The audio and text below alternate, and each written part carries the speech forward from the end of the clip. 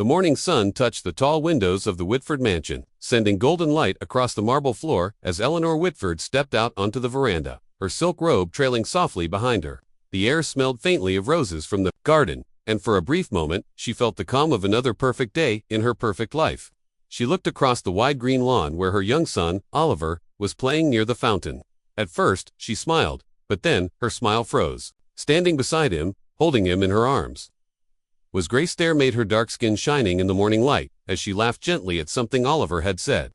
To Eleanor, it felt like a strange picture she couldn't quite accept. A picture that stirred something sharp inside her chest. Her steps quickened, her heartbeat grew louder. She didn't stop to think about why it bothered her so much, why seeing her son in Grace's arms felt wrong. She only knew that in her world, there were lines that should not be crossed, and this felt like one of them. Grace turned, startled by Eleanor's sudden presence. But before she could speak, Eleanor's hand rose and came down hard across her cheek. The sound of the slap was louder than Eleanor expected, sharp against the soft sounds of the morning. Oliver's laughter stopped at once, replaced by a cry that pierced the air. Grace stood very still, her eyes wide, the faint red mark on her cheek already showing. She didn't shout back, didn't defend herself, didn't even touch her face. Instead, she bent down, set Oliver gently on the grass, and stepped back. Her hands trembled slightly, though her face was calm, and for a moment, Eleanor felt a strange flicker of guilt she couldn't quite name. Oliver reached for Grace, confusion on his small face, but she only shook her head softly and turned away, walking toward the servants' quarters without a single word.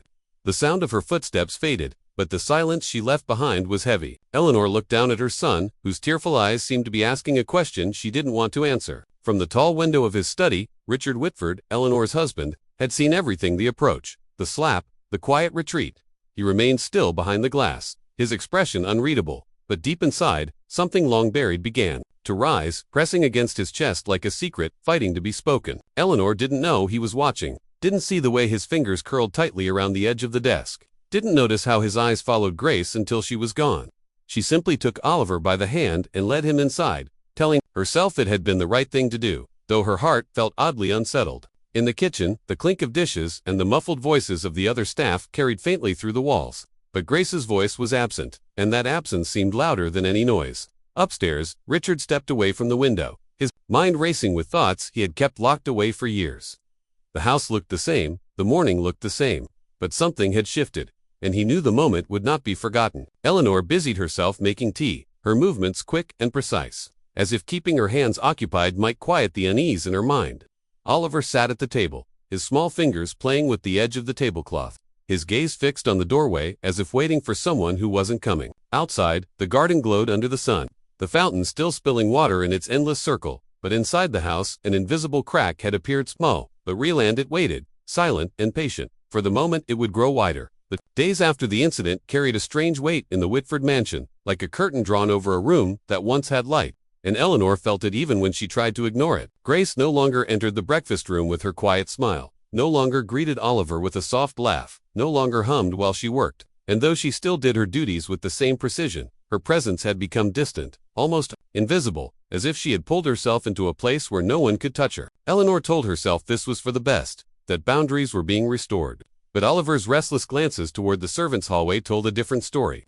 He searched for Grace in the mornings, peeking around corners, sometimes whispering her name under his breath when he thought his mother wouldn't hear, and when Eleanor asked why, he would only shrug, though his eyes carried a quiet sadness. Richard moved through the house with a controlled calm, but there was something in his gaze when he looked at Eleanor's shadow of disappointment, like a question he had not yet asked aloud, and she began to feel as if he knew something she didn't. Outside, the garden bloomed, and inside, the clocks ticked on. But every sound seemed sharper now, every silence heavier, and in the evenings, Eleanor found herself listening for Grace's footsteps in the hallway, only to realize they passed by quickly without pause. One afternoon, while gathering laundry from Oliver's room, she noticed a sheet of paper lying on the floor beside his bed. It was a drawing, made with bright crayons, showing Oliver holding hands with Grace beneath a large sun, both of them smiling, the kind of smile that children draw without thinking. When Eleanor asked him about it, Oliver answered simply, "Because she's my family too," before turning back to his toys, as if it were the most obvious truth in the world. The words stuck in her mind like a thorn she couldn't remove, and later that night, while sitting beside Richard in the quiet of their bedroom, she almost asked him what he thought about it, but his steady, unreadable expression made her hold back. Richard, however, felt the tension deepening. He knew that keeping silent was no longer an option for much longer. because every day that passed, Eleanor's misunderstanding of Grace grew into something heavier, something that might one day be impossible to undo. Downstairs, Grace moved silently through the dimly lit kitchen, her eyes on her work, her hands steady, but in her chest. She carried the memory of the slapknot, the pain of it, but the meaning behind it, and, though she didn't show it, she wondered if the truth would ever come to light. Eleanor, meanwhile, began to notice small details she had ignored before: the way Grace always made sure Oliver's scarf was tied in winter, the way she remembered his favorite snack without being told, the way Oliver seemed calmer in her presence, and these details worked on Eleanor's thoughts, quietly, unsettling her more than she cared to admit. But still, pride kept her from speaking, and so the distance between them remained, an invisible wall that both women could feel, though neither dared to approach. Outside, the wind grew colder, carrying the faint scent of rain, and in the stillness of the evening, Richard stood alone in his study, staring once again out of the tall window, his reflection in the glass seeming older, heavier, as he prepared himself for a truth he had avoided telling for far too long. The rain came without warning that afternoon, tapping against the windows of the Whitford mansion in a steady rhythm, and Eleanor sat in the living room with a book she wasn't reading, her thoughts drifting back to Oliver's drawing, to the words he had spoken so simply yet so heavily. She tried to push them away, but the image of him and Grace smiling under a drawn sun returned again and again, until the sound of footsteps behind her made her glance up. Richard stood there, holding something in his hand, his face serious in a way that made Eleanor straighten in her seat. Without a word, he crossed the room and handed her a small, worn photograph, its edges frayed, the colors faded, but still clear enough to see a younger version of Richard standing beside a woman, with warm brown skin and eyes full of life. The woman's smile was wide and familiar, in a way that made Eleanor's chest tighten, though she couldn't place why until she realized that the shape of the woman's eyes, the curve of her smile, were the same as Grace's. "That's my sister," Richard said quietly, and the words hit Eleanor like a sudden drop in temperature. Her fingers tightened on the photograph as he continued, "And Grace is her daughter. My niece." For a long moment, Eleanor didn't speak. The rain outside filled the silence, each drop sounding louder than it should. She tried to form a reply, but the weight of what she had just learned pressed down hard. The slap she had given Grace replayed in her mind. Only now, it was no longer the image of an employee she had struck, it was family. "Why didn't you tell me?" she finally asked, her voice sharper than she intended. Richard's eyes darkened. "Because I knew how you saw people like her, and I thought, maybe it was better you didn't know. But after what happened, I realized I made a mistake." Eleanor looked away, guilt curling in her stomach. Yet part of her wanted to defend herself, to claim she hadn't known, as if ignorance made it better. But deep down she knew it didn't. She remembered Grace's calm after the slap, the way she had walked away without anger, and now that calm felt like something else entirely, something stronger. She wanted to go to her, to say she was sorry, but the shame was heavy, and the thought of facing those steady eyes made her chest tighten. Richard, watching her, knew she was wrestling with more than just the truth. He could see the cracks forming in her carefully built walls, but he also knew she had to choose whether to step through them. Grace, meanwhile, remained unaware that Eleanor now knew their connection, continuing her work with the same quiet precision, though she noticed Eleanor watching her more often, as if trying to read something she had once ignored.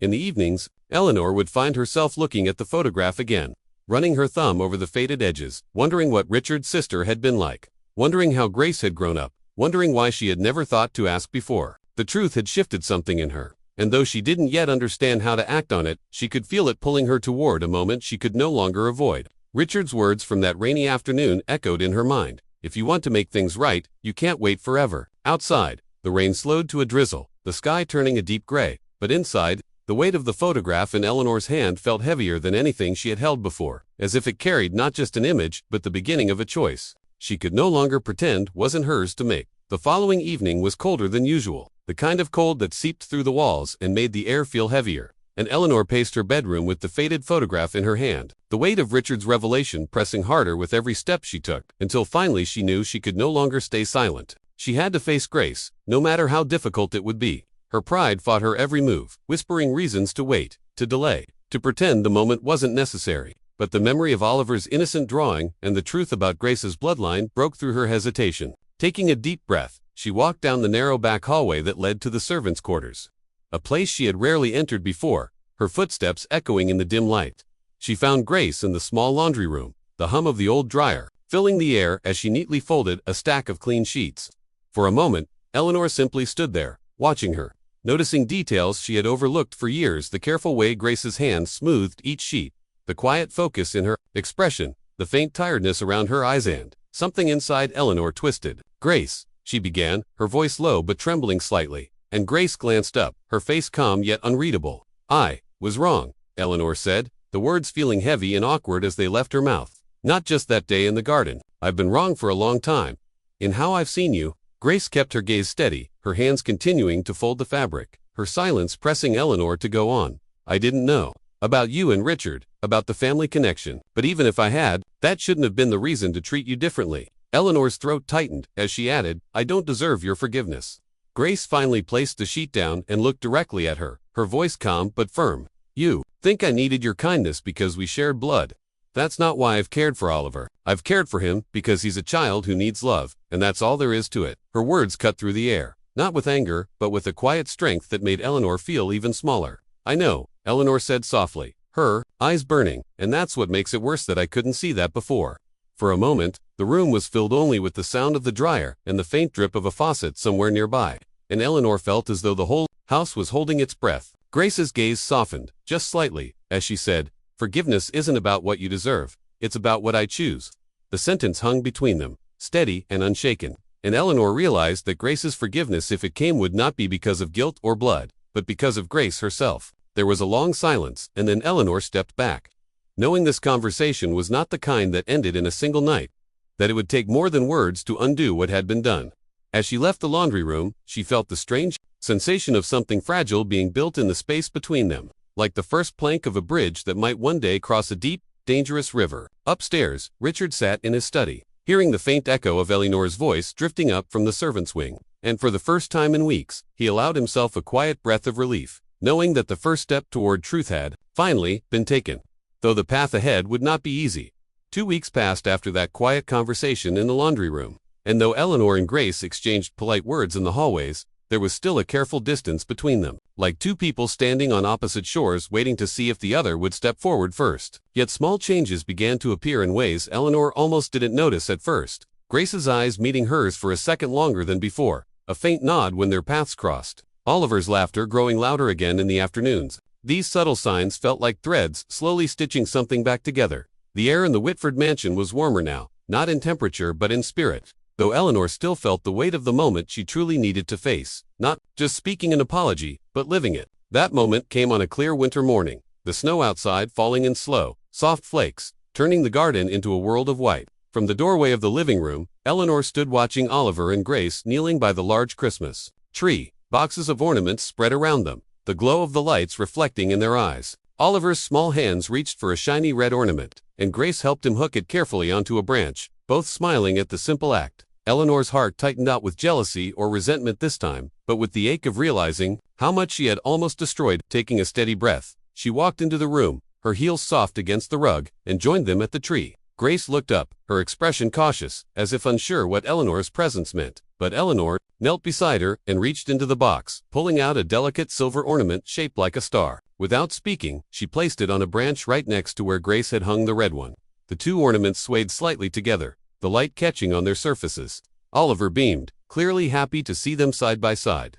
After a long pause, Eleanor turned to Grace, her voice low but clear. "Thank you for loving my son when I couldn't see past myself," she said, her eyes steady even as her chest felt tight. Grace studied her for a moment, then gave a faint smile, not wide, not rushed, but real. No grand speeches followed, no Sedan embrasi, but something in the air shifted, something warmer than before. Richard, who had been leaning quietly in the doorway, watched the scene with a calm he hadn't felt in years, knowing this was not the end of the road, but the beginning of a better one. Outside, the snow continued to fall, covering every mark on the ground with a fresh, unbroken layer, and inside, beneath the gentle glow of the tree, 3 people stood a little closer than they had before, not because all was forgiven, but because the first true step toward healing had been taken.